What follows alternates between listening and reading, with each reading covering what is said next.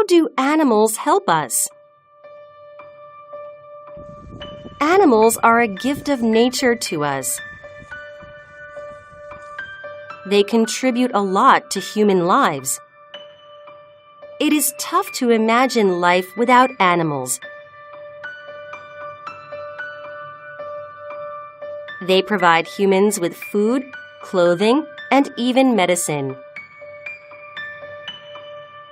Let's see how animals help humans. For food, cows provide milk.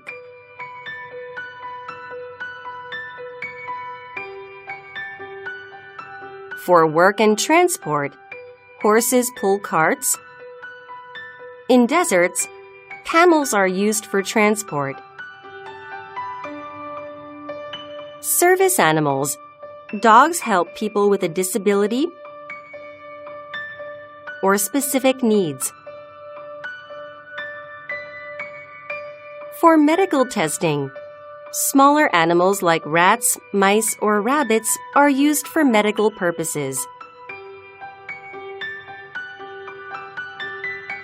Animal hair. The hair from goats and sheep is used for making clothing and blankets.